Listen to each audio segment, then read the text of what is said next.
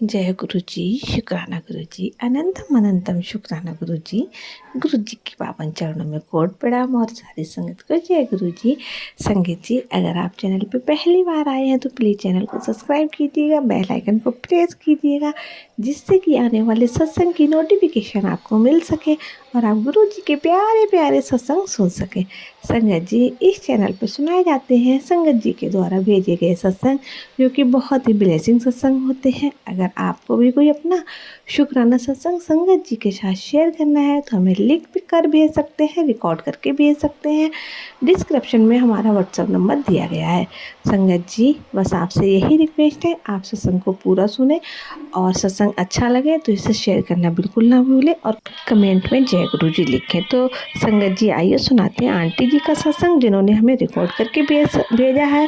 आप आंटी जी का सत्संग आंटी जी की आवाज़ में सुनिएगा। जय गुरु जी, शुक्राना गुरु जी। ओम नमः शिवाय, शिव जी सदा सहाय। ओम नमः शिवाय, गुरु जी सदा सहाय। गुरु जी के पावन चरणों में ये मेरा नमन फिर से है, जिसके लायक गुरु जी ने फिर से बनाया है। क्योंकि ऐसी ऐसी चीज़ें हो जाती हैं कि मैं कहने से अपने आप को रोक नहीं पाती। गुरु जी का हुक्म होता है, जैसा वैसा ही मैं कर पाती हूँ।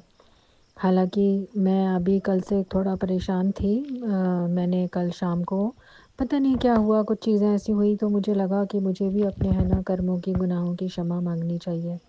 तो मैं कुछ चीज़ें मुझे याद भी थी इस जन्म में जो मुझसे हुई हैं, तो मैं उनकी लगातार क्षमा मांग के प्रे करके बहुत अच्छी तरह और सबके लिए अच्छी तरह, जैसे कहते हैं नानक बाणी चढ़दी कला, तेरी बाणी सरबद्दा भला। तो मैं वही मांग रही थी, इवन जिन्होंने लोगों ने मेरे परेशान किया या जो भी किया, तो मैं यही प्रे कर रही थी कि गुरु जी मेरे भाव बदल जाए और मैं उन लोगों के लिए भी अच्छा मांगने लगूं और प्रे करती रहूं।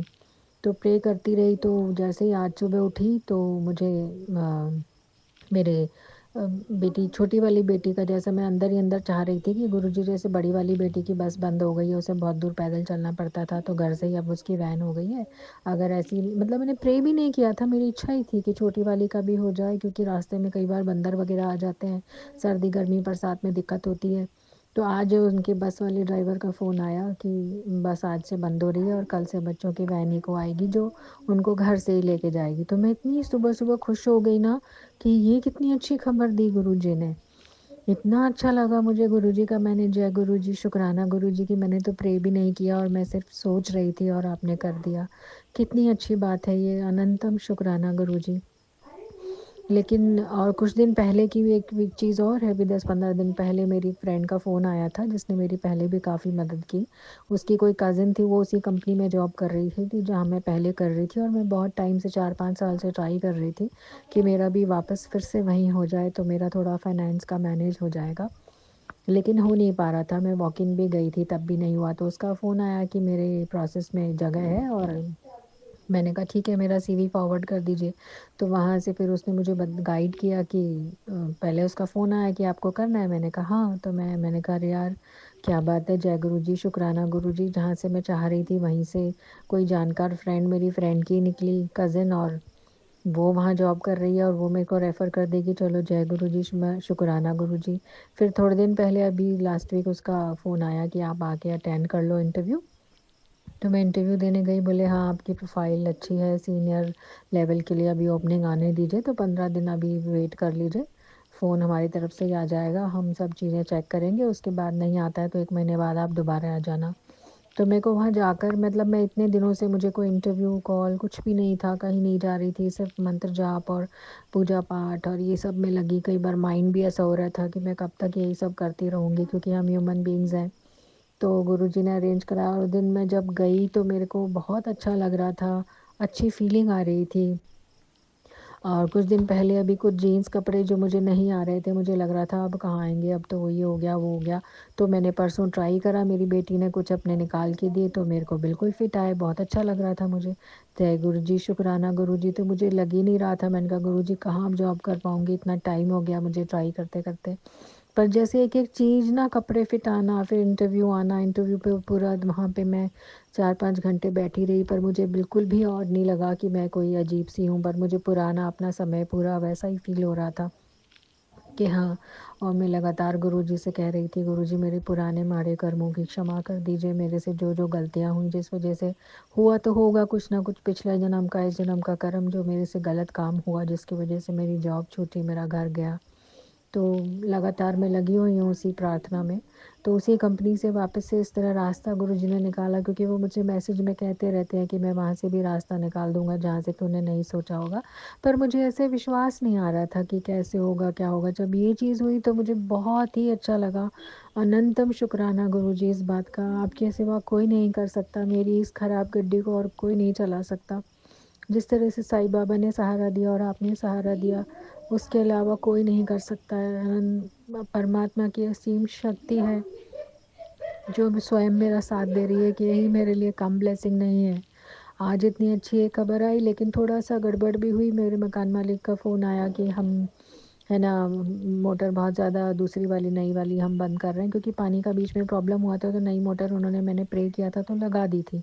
लेकिन अब उसमें बिल बहुत ज़्यादा आ रहा है, तो वो जो ऊपर एक और टेनेंट रहते हैं वो शेयर करने के लिए तैयार नहीं है। उन्होंने मुझे बोला, रात को मैसेज किया कि आपको इतने पैसे देने पड़ेंगे, क्योंकि वो बिल हम थोड़ी भरेंगे। तो मैंने कहा, मैं तो रेडी थी, मैंने सुबह बोला कि मैं तो दे दूँगी आंटी, मुझे कोई प्रॉब्लम नहीं है। जो पैसे आए हैं वो तो शेयर होंगे, पर वो शायद दूसरे टेनेंट मना कर रहे थे तो वो भड़की हुई थी। तो मैंने उनको बोला, आंटी आप ऐसे क्यों बोल रहे हो? मैं तो देने के लिए तैयार हूँ। बड़ी मुश्किल से समझी वो। लेकिन फिर 1-2 बातें और बोली, आप घर गंदा रखते हो, ऐसा है, वैसा है, दूसरा घर ढूँढ लो। थोड़े दिन पहले भी उन्होंने इस तरह बोला था। अब हर महीने हम आके चेक करेंगे, मेरी बहू चेक करेगी, मैं तो देख, मैंने कहा आंटी जब भी आप आई, मैं बाई चांस बीमार थी, मैं सफाई नहीं कर पाई थी। मैंने बहुत उनको समझाने की कोशिश की। मैंने कहा आंटी दिवाली पे मैंने पूरा घर धुलवाया है, क्योंकि ये तो गुरुजी की कृपा से धुला था, मैंने सत्संग में शेयर भी किया था। तो वो नहीं मानी। मैंने कहा चलो कोई बात नहीं। कल भी 1-2 चीज़ें ऐसी हो गई थी, मेड ने बताई थी। एक मेरी फ्रेंड ने ही बोला, जिसके थ्रू अभी कज़िन के थ्रू फ़ोन आया था, उसी ने कुछ ऐसी बात बोली मेड से। फिर मकान मालिक पीछे वाले, उनके लिए भी मैंने कुछ ऐसे भाई को बोल दिया था कि तो ऐसे ही हैं। तो फिर मेरे को लगा शायद मैंने ये सब गलत हरकत की। मैंने कल भी क्षमा माँगी, आज भी गुरुजी से क्षमा माँगती हूँ यदि मैंने किसी के लिए गलत बोला हो, गलत अपने मन से सोचा हो, क्योंकि मेरी फ्रेंड ने तो मेरी बहुत हेल्प की है। और ये पीछे वाले या सब लोग जो भी हैं तो ईश्वर का ही पार्ट। जो भी कोई परेशानी आ रही है मेरे कर्मों से। लेकिन अब इतना वो हुई तो मेरा काफ़ी दिमाग ख़राब हो गया, दूसरा कहाँ घर ढूँढूँगी, कहाँ जाऊँ? मेरे आँसू भी निकल आए, गुरुजी अब क्या करूँ? ये सब कुछ आपने इतना अच्छा कर दिया, अब ये कैसे, मतलब इतना। फिर मैंने सोचा कि नहीं, मेरा ही कर्म है। फिर मेरे को सत्संग में गुरुजी ने सुनाया हाथों हाथ ही, एक संगत जी का भी यही सब कन्फ्यूज़न चल रहा था, ब्लैक मैजिक, और इसकी वजह से 1-2 मुझे उपाय बताए कैसे अपने सर से लौंग, कि तेरे सर में जो चक्कर आ रहा है, वो जो ब्रेन में नसों में दिक्कत है, वो सब अपने सर से 5 लौंग घुमा के 21 बार रख के अपने पास गले में या तो कैसे भी रख लो, और उसके बाद 7 दिन बाद उसको मंदिर में चढ़ाया हो। तो मैंने वो भी किया। फिर गुरुजी का जल प्रसाद टीका तो मैं सोच ही रही थी, क्योंकि जो मेरे दिमाग में चल रहा था वही वो सत्संगत जी बोल रहे थे, कि उनको अब्डोमेन के नीचे ऐसा लग रहा था कि जैसे कहीं कैंसरस या कुछ ऐसा है, और कुछ ऐसा जैसे अजीब तरह से यूरिन आना या अजीब तरह से पॉटी जाना। तो वो सब चीज़ें भी मेरे साथ हो रही थी। तो मैं हैरान हो गई कि गुरुजी ने मुझे, मतलब मेरे को भी लग रहा था कि कहीं कैंसर या कोई ऐसी चीज़ तो नहीं है, तो फिर वो चीज़ें भी तो गुरुजी ठीक कर रहे हैं। फिर दूसरा सत्संग सुना कि उसमें उनको कोई संगत जी को यमराज से कैसे सपना दिखा के उन्होंने बचाया मौत के मुँह से। वो बहुत बहुत बेचारी परेशान थी, उनका चोट लगती है, उनको फिर है फ्रैक्चर होता है। तो मुझे याद आ गया कि कोई ना कोई बड़ा खतरा है जो गुरुजी इस तरह टाल रहे हैं। तब जाके मेरा दिमाग शांत हुआ कि नहीं, गुरुजी ने इतना कुछ संभाल रखा है, कोई मेरी जान पे या कोई मेरे को चोट लगनी थी तो इस तरह से कम पे टला कि चलो मकान मालिक थोड़ा भड़की, फिर शांत हो गई, मैंने उनका पेमेंट कर दिया। फिर मैं रोई भी गुरुजी कि मेरे को पैसों का अरेंजमेंट भी हर मध्य महीने का दिक्कत होती है। मेरे हस्बैंड की तरफ से आ जाए या हमारा जो मैं चाह रही हूँ वो हो जाए जॉब का, या हस्बैंड के साथ हमारा वापस सेटलमेंट हो जाए, या जैसे भी हो जाए। पर अब तो गुरुजी के हाथ में है। तो फिर मैंने यही सब दोबारा से जब सोच रही थी अपने आप को समझा के, हालांकि बहुत टेंशन हुआ मुझे, क्योंकि हम ह्यूमन बीइंग्स हैं, टेंशन लेने की तो हमें आदत है ही है। उस सत्संग में भी गुरुजी संगत जी यही समझा रहे थे कि टेंशन नहीं लेना है, सब कुछ गुरुजी पे छोड़ना है। तो वो थोड़ा सा आज भी मेरे लिए स्ट्रगल हुआ। फिर मैंने गुरुजी से क्षमा भी मांगी, गुरुजी आपके होते हुए भी मैं ये सब सोच रही हूँ, मुझे क्षमा कर दीजिए। अब मैं सत्संग सुन के समझी कि कैसे आप मुझे चोट से, एक्सीडेंट से, मतलब फ्रैक्चर होने से और मौत के उससे निकाल रहे हो, और मैं इस चीज़ के लिए बोल रही हूँ कि मकान मालिक ने ऐसा कह दिया, वैसा कह दिया। तो कोई बात नहीं, ये भी आप देख ही लोगे, कोई नहीं। फिर मैंने जैसे ही जब उनका फ़ोन आया मकान मालिक का पहली बार, तो सॉरी मैं शेयर करना भूल गई। तभी मैंने कहा ओफ़ो गुरुजी, अब इसका क्या करूँ, एक अच्छी न्यूज़ आ गई आज और दूसरी ऐसी। तो उनका तुरंत ये मैसेज था कि परेशानी यदि मैं देता हूँ तो हल भी मैं ही निकालूँगा। तो मतलब ये पढ़ के मुझे ऐसा लगा कि मेरे मन में एकदम से जो चल रहा था वो गुरुजी को जैसे पता होता है, और मेरी गड्डी खींच रहे हैं वो। फिर ये से यमदूत से बचाना, मौत के मुँह से बचाना, चोट लगना, तो मेरे को समझ में आ गया कि कोई ना कोई बड़ी चीज़ थी जो छोटे पे टली है। और ये चीज़ अब की बार मेरे लिए समझना बहुत मुश्किल हो रहा था, क्योंकि गुरुजी के आने के बाद उम्मीद लाइक इतनी चीज़ें अच्छी हो गई, दिवाली की सफाई, बच्चों का ठीक होना, चंदन टीके, जल प्रसाद से बीमारियां ठीक होना, एक्सीडेंट चोटों से इतनी बार बचना। मेरा स्कूटर जो कई बार ख़राब हो जाता था, उसकी बैटरी अब फाइनली मेरे मैकेनिक ने रिपेयर करके दी। हालांकि 2-3 दिन में काफ़ी उसने परेशान किया, 1 हफ्ते में आया वो, लेकिन अब ठीक करके गया। उसका भी अनंतम शुक्राना गुरुजी, क्योंकि जब तक वो एक्सीडेंट चोट का खतरा टला नहीं, आपने मेरा स्कूटर ख़राब करके रखा, ये मैं समझ गई हूँ। लेकिन अभी मकान मालिक का दूसरा घर नया ढूंढना रेंट का बहुत मुश्किल है, मैं नहीं चाह रही थी। फिर मैंने गुरुजी से जैसे तैसे अरदास लगाई, गुरुजी मेरी तबीयत भी ठीक नहीं है, वो मेरी स्थिति कोई नहीं समझेगा, सबको लगता है मतलब मकान खाली कर दो या क्या है। तो मैंने कहा, उनको समझा दिया, मैंने कहा नहीं आंटी, अब मैं जो सफाई आप देख के गए हो वो मैं करवा दूंगी उस लड़के को बुलाकर, मेरे पास पहले ऊंची चढ़ने की सीढ़ी नहीं थी। तो बोली अब है, अब आप कर लेना। मैंने कहा हाँ ठीक है, मैंने उनका पेमेंट दे दिया, सब कर दिया। लेकिन मैंने कहा पता नहीं ये पीछे मतलब किसी ने उनका कुछ ऐसा भड़काया है, अभी सब मुझे समझ में आ रहा है कि गेम क्या है, पर मैंने कहा असली गेम तो गुरुजी खेलेंगे, जो भी खेलेंगे।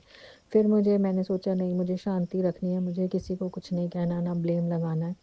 क्योंकि गुरुजी फिर उस सत्संग में सुना मैंने कि वो परीक्षा ले रहे थे। तो मैंने कहा गुरुजी मेरी परीक्षा ले रहे हैं कि अब ये भड़कती बोलती है कि नहीं, या लड़ती है नहीं। मैंने कहा गुरुजी से, क्योंकि साईं बाबा गुरुजी मुझे हमेशा समझाते हैं कि तुम्हें नहीं लड़ना है किसी से, तुम्हें जवाब नहीं देना है। तो वही चीज़ को मैंने फिर से अपने आप को याद दिलाया कि मैंने कहा नहीं। और अभी परसों मेरी थोड़ा ये ज़ुकाम और ये जब हो रहा था, तो मेरी बेटी ने बोला था, तो मेरे फादर इन लॉ और मेरे हस्बैंड फ़ोन पे बच्चों से बात करते हैं। तो मेरे फादर इन लॉ ने बड़े प्यार से बच्चों को बोला कि मम्मी को बोलना ऐसे आटे का हलीरा बना के पी लेना, गुड़ डाल के, ये करके। तो बड़ा ध्यान सा रखा उन्होंने, तो मुझे बड़ा अच्छा लगा। उस दिन मैं शुक्राना भी इस चीज़ का भी भूल गई थी करना। गुरुजी आपका अनंतम शुक्राना, जो मैं चाह रही थी कि हमारे बीच में प्रेम प्यार रहे और ये सब खटासें ख़त्म हो जाएं, जिसके प्रयास में मैं लगी हुई हूँ और आप मेरी मदद कर रहे हो। लेकिन गुरुजी ने मुझे ये भी बताया था कि आगे का रास्ता थोड़ा मुश्किल है, तेरी गाड़ी मुझे चलाने दे। तो मुझे अब समझ में आ गया है कि वास्तव में अपने बहुत माड़े कर्म हैं, जो अपन को शुक्राना करते रहना है और क्षमा मांगते रहनी है। जो हो रहा है वो गुरुजी की रज़ा से हो रहा है, और मेरे लिए बहुत मुश्किल है, मुझे क्षमा करिए गुरुजी। क्योंकि आपने सत्संग में सुनाया कि कैसे वो संगत जी के भी सेम साथ यही हो रहा था कि वो गुरुजी जो चाह रहे थे, वो हमेशा उस चीज़ को मना करती थी, टालती थी, और ये कहती थी गुरुजी मेरी सुनते तो है नहीं। तो गुरुजी जो चाह रहे होते थे वही चीज़ मेरे साथ हुई, क्योंकि मैं भी गुरुजी जॉब में और इस तरह से मुझे सेटलमेंट शायद चाहते हैं साईं बाबा गुरुजी, लेकिन मैं उस चीज़ को इग्नोर करके चाह रही थी कि नहीं, पहले मेरा जो संबंध खराब हुए पड़े हैं, रिश्ते बिगड़े पड़े हैं, उन्हें संवार दीजिए पहले। तो मेरी एक ज़िद सी चल रही थी, और मैं समझ भी रही थी कि ये मेरी ज़िद है, शायद समय पे ही होगा सब कुछ। लेकिन वही होता है कि गुरुजी आने के बाद, साईं बाबा के चरणों में आने के बाद, भगवान के शरण में आने के बाद लगता है जब ईश्वर इतना बड़ा, अब गुरुजी मिल गए तो फिर अब ये भी हो जाएगा, ये भी हो जाएगा, तो उम्मीदें बहुत बढ़ जाती हैं। तो मैं भी आज गुरुजी से यही बोल रही थी, गुरुजी आपने अपनी बेटी बनाया है, मेरी उम्मीदें अब आपसे लगी हुई हैं कि एक प्यो अपने बेटी का घर बसा देगा तो मेरे लिए कितना अच्छा हो जाएगा। हालांकि मेरे बच्चों के लिए आपने इतना अच्छा इंतज़ाम कर दिया, तबीयतें ठीक हो गई, सब चीज़ें आप संभाल लेते हो। पर पता नहीं क्या होता है कि ज़रा सी भी कुछ गड़बड़ होती है तो मैं एकदम हिल जाती हूँ। फिर आप मुझे मैसेज दे देते हो, पुत्र डामाडोल ना हुआ कर। तो मैं अपने आप को फिर संभाल लेती हूँ, जैसे मेंटली फिज़िकली सब चीज़ें आप संभालते हो, उसका अनंतम शुक्राना। पग पग पे मुझे गाइडेंस देने का एक सच्चा सद्गुरु ही कर सकता है ये। कि बच्चे तू कहाँ गलती कर रहा है, मैं भी गलतियाँ कर रही हूँ गुरुजी, और मैं चाहती हूँ कि मैं कंप्लीट सरेंडर फॉर्म में आऊँ, कि मैं आपके चरणों में अपने जीवन को अर्पण कर दूँ, कि मेरे जीवन में जो हो और मैं गुरु की रज़ा में रहना सीखूँ। अपनी अपनी ज़िद अपनी अपनी जो चलाती हूँ, वो शायद कहीं मेरी गलती मुझे रियलाइज़ हुई है सत्संग सुन के। उसका अनंतम शुक्राना। कैसे समय पे एक एक चीज़ आप मुझे सत्संग के थ्रू बता देते हो, उसका अनंतम शुक्राना गुरुजी। इन सभी बातों का भर भर के शुक्राना। मेरी बेटी की वैन घर से अब उसकी गाड़ी आएगी। मेरे फादर इन लॉ ने इतने प्यार से बात की, जो मैं चाह रही थी कि प्रेम प्यार बना रहे, खटास ख़त्म हो जाए। मेरे मकान मालिक ने जो किया ठीक है, मेरा कर्मा था, मुझे कुछ सहना था। तो कहते हैं ना, जो कर्म है वो तो सहने ही पड़ेंगे। ये चीज़ भी समझ रही हूँ मैं, समझती हूँ हालांकि, लेकिन फिर समझ समझ के उस समझ को पता नहीं कहाँ खो देती हूँ। और सत्संगों के थ्रू इतने अच्छे अच्छे सत्संग, सभी सत्संग बहुत ब्लेसिंग से भरे होते हैं। हर सत्संग में इतनी ब्लेसिंग अपने लिए कुछ छुपा होता है कि गुरुजी कह भी देते हैं कि मैं सत्संग में इशारा दे रहा हूँ, तू समझ। बस वही है गुरुजी, हम मूर्ख अज्ञानी और ऊपर से पापों के ढेरों से भरे हुए आपके शरण में आए हैं। अब और कहाँ जाएंगे गुरुजी अपने पाप लेके भी। बस मैं तो अपने पापों की गठरी ही अर्पण कर सकती हूँ आपके चरणों में। इससे ज़्यादा मैं क्या अर्पण करूँ उस ईश्वर को, उस परम पिता को मैं क्या अर्पण कर सकती हूँ। बस इतना ही। अब अगले सत्संग की तैयारी करती हूँ। ओम नमः शिवाय। शिव जी सदा सहाय। ओम नमः शिवाय। गुरु जी सदा सहाय। जय गुरु जी। शुक्राना गुरु जी, अपने चरणों में लेके आने का और लगातार मुझे सुधारने का अनंतम शुक्राना गुरु जी। ऐसे ही सुधारते रहना गुरु जी। मैं तो पता नहीं कितनी गलतियाँ करती हूँ। सॉरी गुरु जी। मैं क्षमा चाहती हूँ। मैं अपनी बुद्धि भी लगाती हूँ और गलतियाँ भी करती हूँ, और आप फिर भी संभाल लेते हो गुरु जी। शुक्राना गुरु जी। शुक्राना गुरु जी।